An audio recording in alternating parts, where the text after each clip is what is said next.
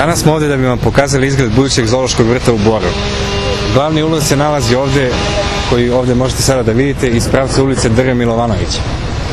To je glavni ulaz u zoološki vrt. Desno od ulaza vidimo najpre kućicu namijenjenu sibirskom kozaru.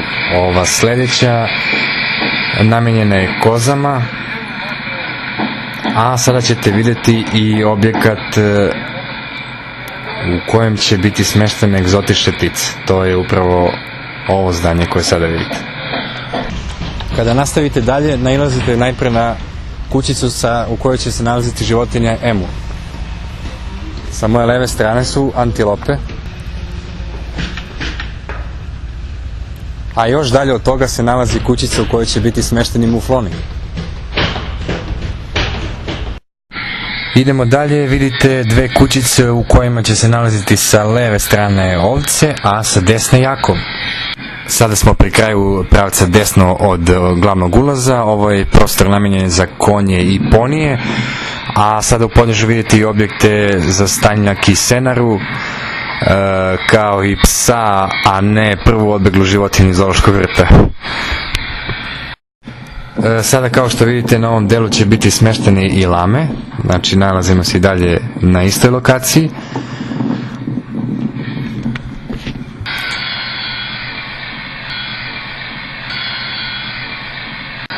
U ovom prostoru se završava deo sa pitomim životinjama na kojima će se nalaziti jelen. A sada ćete vidjeti nešto malo ozbiljnije.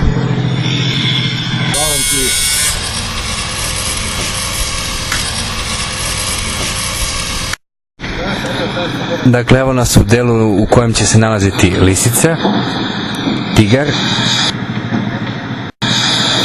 lav i medved.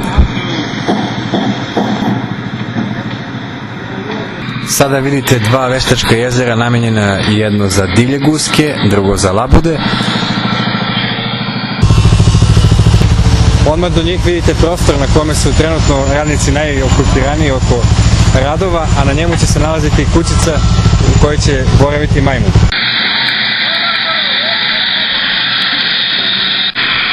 A sada obratite pažnju na ovaj objekat u kojem će se nalaziti vuk.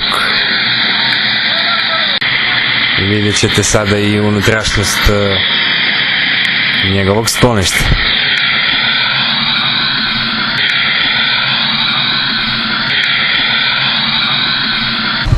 Kako napravio radovi? Odlično, valjda se vidi da napredujemo. Možeš ti nas odvedeš gdje je ovdje da bude smješten Vuk? Vuk Bojović, gdje će bude smješten? Vuk Bojović?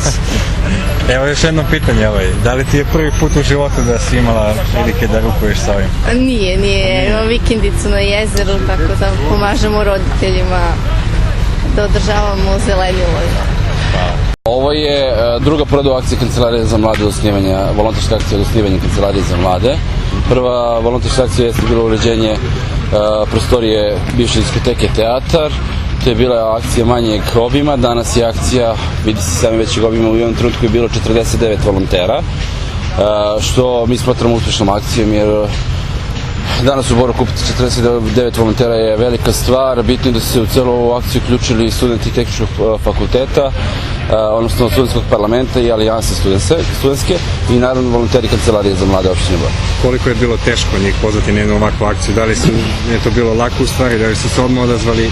Znate kako, mi smo u sredu organizovali akciju, danas je petak. Dovoljno nam kaže da u roku od 2 dana skupiti 49 ljudi, toliko smo u jednom trenutku mi izbrojali, je bilo lako skupiti. Iz jednog prostora što mladi ljudi u opštini Bor nemaju dovoljno kvalitetno organizovan život za sprovođenje slobodnog vremena i ovakve akcije definitivno ih pokreću, pozivaju na neko druženje, na jedan aktivan rad i ono što je bitno da ćemo mi kroz sada lokalni akcijan plan Kancelarije za mlade predvidjeti niz volonterskih akcija i na taj način pomoći mladima da iznesu svoje vizije, svoje mišljenje i borbu za cilj. Definitivno volonterska akcija jeste borba za cilj u koju mladi ljudi veruju, a vidi se da mladi veruju da je zoo vrt u Boru potrebna stvar mladima. Bio je to Aleksandar Milikić, predsjednik Kancelarije za mlade opštine Bor, a mi polako završavamo ovu našu reportažu i za sam kraj ćete moći da vidite još jednu od budućih atrakcija zoološkog vrta u Boru. Sad upravo gledamo i prostor na drugom delu ovog zoološkog vrta na kome će boraviti krokodil. Stigli smo dakle i do suprotnog dela zoološkog vrta. Ovdje se nalazi hladnjača, ambulanta i prostor za mehanizaciju, kao i ovaj ulaz, službeni ulaz u zoološki vrt, koji će ujedno biti i ulaz za invalide.